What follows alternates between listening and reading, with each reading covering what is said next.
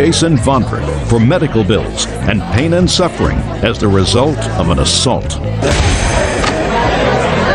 Order, all rise.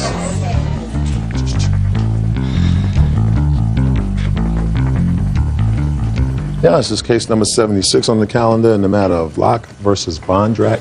Parties have been sworn in, Judge. You may be seated. Folks, have seats, please. What is your first name, Mr. Vlock? Ryan.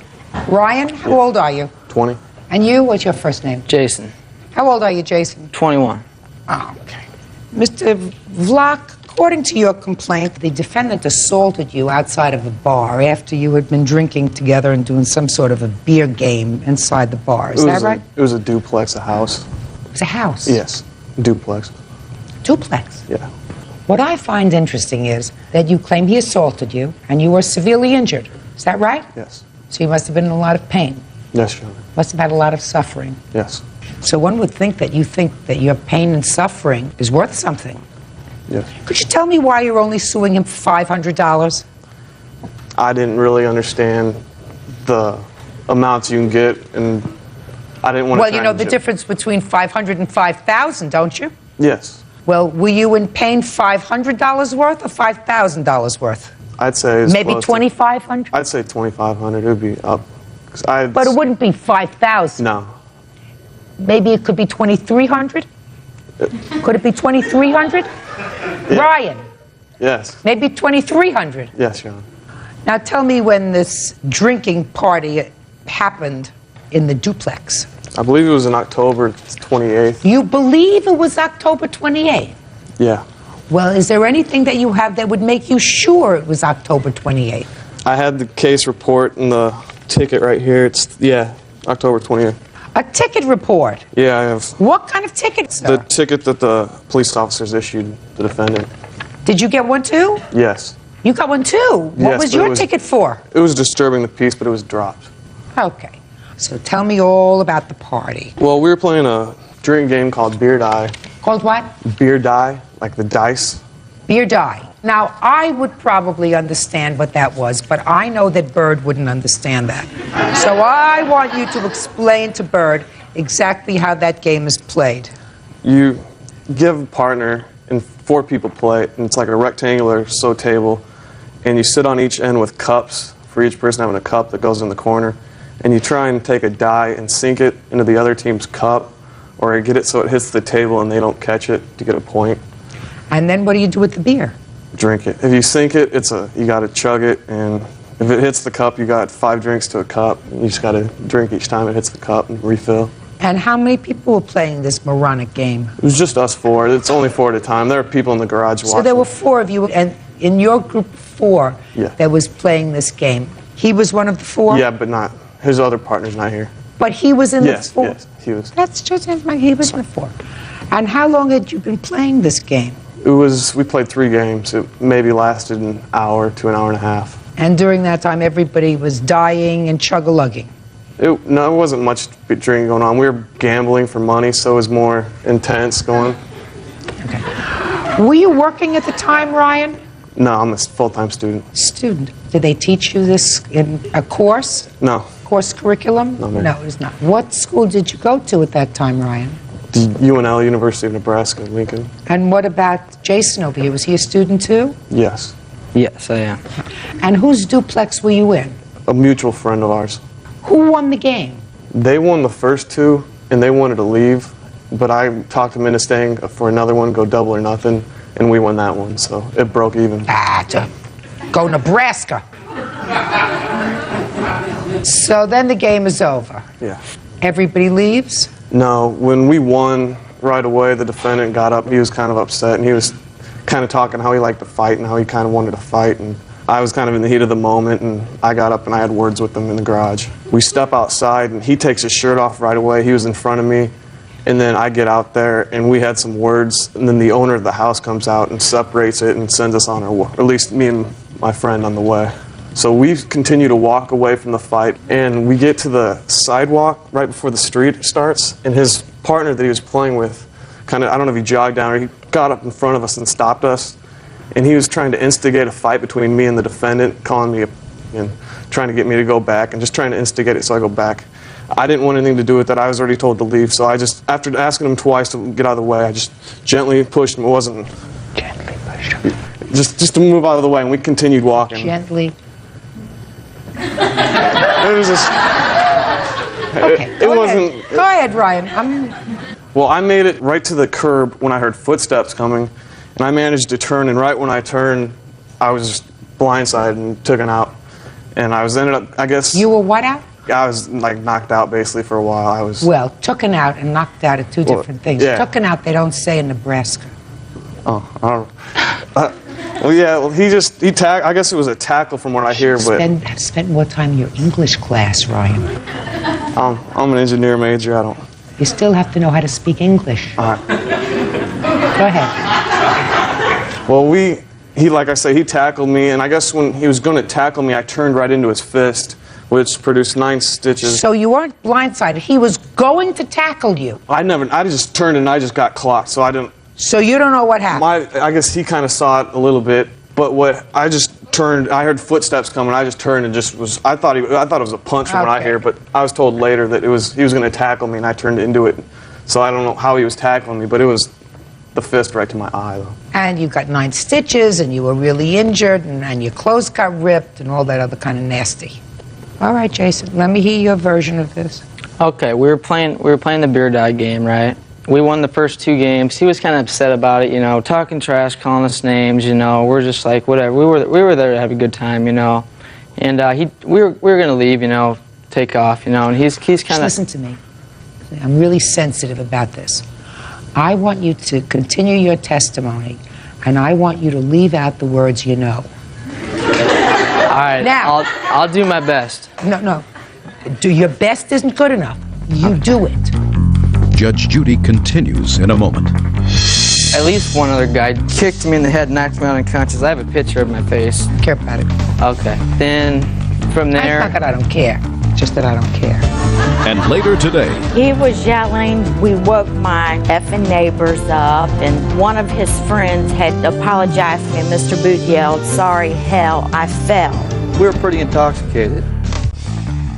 college schoolmate Jason Vondruk assaulted him during a beer drinking game. Jason says Ryan hit him first. Go ahead. Yeah, I lost my story. Okay. We were... He was trashing you. Yeah, we were going to take off, you know, and he was kind of upset that he... Okay, we were upset. He was upset that he lost the game, and we were going to take off, and he talked us into staying. He was kind of upset, so, you know, we kind of felt bad for him. And we stayed for another game. They won. He was still calling us names after the game, you know, and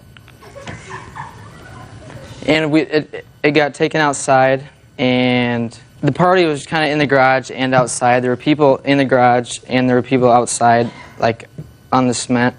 And I look over, and he pushed my friend, like he said. He pushed my friend. It wasn't a gentle shove. It was a push. Of course it was a push. Yeah, so I went to get in between it, and I backed up my friend, and next thing I know, I get hit in the head. And I turned around and clocked him, and I took him to the ground, put him in a headlock. Now you got hit in the head by whom? By him. You don't know? By him, from behind. Well, how do you know that it was him if it was from behind? Well, because he was right here, my friend was right here, and I was backing him up, and he was the only guy that was behind me. So you it was assumed him. it was him? No, I didn't assume it was him, just because he was the only one that it could have been, because he was the only one that was behind me. But anyways, after we got to the ground, and you got to the ground. We both went to the ground. Just me and him were on the. After he tackled me. Me and him were on the ground. We were wrestling around on the ground, right? And then his witness over there, and at least one other guy jumped in and kicked me in the head, knocked me out unconscious. I have a picture of my face from when I was unconscious. You care about it. Okay. And then from there. It's not that I don't care. It's just that I don't care. Right. Right.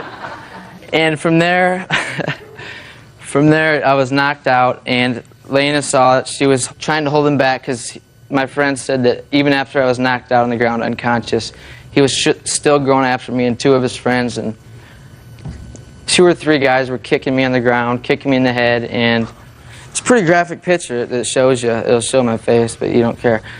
But that's pretty much the deal, and she knows the rest. After I was knocked out, the ambulance came and took me to the hospital. What about the plaintiff? Was he taken to the hospital too? Yeah, my friend took me to the emergency room. And that's where you got your stitches. Yes. Can I go over some? We were never wrestling on the ground, and I never punched him. He didn't even get in between me and this friend. All it was his friend got in our way. I pushed him out of the way, and we kept walking. He never entered that scene at all until we got to the end of the street and ran up on me. Ryan, you had been drinking for at least 2 hours. The police showed up, and they let us drive. The police let you drive? Yeah, we weren't. That's why I mean we didn't drink too much. Then the police let us. Drove me right to the emergency room, right from the scene. Was he playing too? Yeah. Maybe they have a higher threshold in Nebraska. You don't let a 20-year-old college student who's been drinking for 2 hours, who's just been in a brawl, get into your car and drive anywhere. That would seem to be foolish, wouldn't it? Yes. Now, Ryan, would this whole incident have happened with Jason and ambulance and stitches if you hadn't been playing this stupid beer game? It would never happen. What does that tell you, Ryan? Shouldn't play it. And what does it tell you about wasting my time and the time of courts with your stupidity? I don't care if his face looked like it was used as a football in a pro game. The two of you deserved what you got. You were behaving like idiots. You're supposed to be intelligent college students. You're wasting your time with a stupid game. Both of you said things that you shouldn't have. Both of you were ready to fight with each other before this started. You both had attitude, and it got out of hand. What do you want from courts that have important things to deal with? Well, I understand if it was mutual conflict or if we were at it, but we were walking away, we were going towards the car, and we were leaving. We were done with the situation, and like I said, he ran up from behind after his friend tried to get... No, listen to me, Ryan. According to your testimony, the first person that put their hands on another person was you. Yes. Was you. You say, I just tapped him out of the way and told him to move. Now, what if when you put your hands on this other person, because he had had too much to drink, he fell backwards, hit his head against a rock, and died? Would you have been responsible? Yes. You would have said to me, I just touched him. He was drinking, and he fell over, right? It would have been an accident, right? Just the whole thing got out of hand, right? So on a scale of $1 to $2,300 for your pain and suffering, what do you think you're entitled to? $2,300. Like the scratches I had lasted forever. I had a black eye, the 9 stitches, the lacerations from the concrete when we landed on it. Now, my next question is, this happened some time ago. Yes. How many times have you played this beer game since then? We haven't played it. Perfect. That's your lesson. Your case is dismissed. That's all. All right, you are excused. You may step out. I think it's pretty pathetic. Basically, I witnessed Ryan attacking my friend Jason. He totally hit me from behind, a cheap shot. They got a little psycho from drinking and losing. He got it worse than I did, so that's all I care about, I guess. And now the next case. All parties in the matter of Link versus Booth. Step forward, please. Business owner Joyce Link is suing her neighbor, carpenter John Booth, for damage to her vehicle. Joyce says a drunken John fell against her van. Miss Link, the defendant is a neighbor of yours. Yes, ma'am. And it is your claim that he and a bunch of his drunken friends were coming home one evening and fell on your car or van, causing a dent in the van. Yes. Mr. Booth says it wasn't him. Okay. So tell me when this happened. It was on a Saturday night, February 16th, 2002, around 12:31 a.m. in the morning. Me and my husband and children were in our house asleep, and we were awoken by some loud voices outside. So we got up, me and my husband, and looked out our bedroom window, and it was Mr. Booth and 4 of his friends. They were drunk, falling into our van and my next door neighbor's bushes. And we proceeded to go outside, me and my husband, and I asked them to please get off my vehicle. And the next thing I know, Mr. Booth is yelling about you know, him and his friends. No, what was he saying to you, Miss Link? I've heard everything. He was yelling that we woke my effing neighbors up, and one of his friends had apologized for being on our vehicle. He told me that he was sorry, and Mr. Booth yelled, "Sorry, hell, I fell." I have pictures of my vehicle and my neighbor's bushes that happened that night. Okay, can I see them, please? The next morning, we proceeded to get John Booth's attention on the matter, and no one would come to the door, so my husband had wrote a note and taped it to his front door. Then on Monday morning, I was on my way out, and Mr. Booth's wife had approached me What was the note? What did the note say? that they needed to get in touch with us about the damages that was done to our van due to him and his friends being drunk that Saturday night. And Mr. Booth's wife seen the damages, and she said that she would let her husband know and to get an estimate, and the damages would be taken care of. Did Mr. Booth ever contact you? Yes, that evening. Again, I was outside, and he approached me, and he apologized for what happened and told me that him and his friends don't remember anything. They were too drunk. Again, he did apologize, and he said to go get an estimate that he would take care of the damages. So I did go get an estimate, and I left it on their door because that's how we were notifying each other. So I did go get the estimate, and I left it taped to his front door.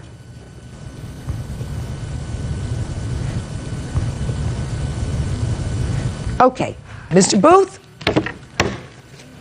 So far, everything's semi-right. Yeah, we did go out and get drunk. We got a little carried away. The wife was feeling sick, so we went up to the neighborhood bar so I wouldn't bother her. We were up there partying, got a little carried away, come on home. We were pretty intoxicated, okay, yeah. And when we passed her house, the guy that actually did the damage, him and his girlfriend were lagging behind me. I was already in my driveway when her car got damaged. Were these people that you were out drinking with, were they men or women? Both. We were all couples. Well, not you weren't a couple. Your No, I wife was in front. Shh. Let me finish, sir. You weren't a couple. Your wife was sick. Yes. That means there were 5 of you. Yes. And where were these 2 couples going from the bar? To my house. What were they going to do in your house? They're going to spend the night. So they were invited guests of Yes. yours. And you escorted them to the bar? Mm-hmm. And then you all got drunk. Mm-hmm. And then you were escorting your friends, invitees of yours, back to your home for the purposes of sleeping there. Yeah. Is that right? Yes. Then I don't give a rat's behind who it was that fell on the van, sir. You're responsible. Okay, Okay! That's good. That's what you should have said 3 months ago. Mr. Booth, in the last few months, how much money have you sent them towards the repair of the car? I don't feel like I sent anything. What do you mean I you don't didn't do the feel like? damage. Didn't you just follow what I said? Didn't you just follow what I said? Okay, I was escorting him back to the house. He fell into the van. You were responsible for your guests. If your guests become rowdy, and as a result of their being rowdy, cause damage to the neighbor's property, they don't have to go around and hustle and find out the names and addresses of your guests. I gave it to her. You're responsible, and if you feel as if your friends are responsible, you go get the money from them. I was trying. I was trying. What do you do for a living? I'm a carpenter. The lowest estimate that you have, Miss Link, is $519.66. Yes, ma'am. Judgment for the plaintiff. If you have friends, you make sure your friends are well taken care of, sir. And if they cause damage, you are responsible. That's all. Parties are excused. You may step out. Well, I don't feel like I should have paid. It was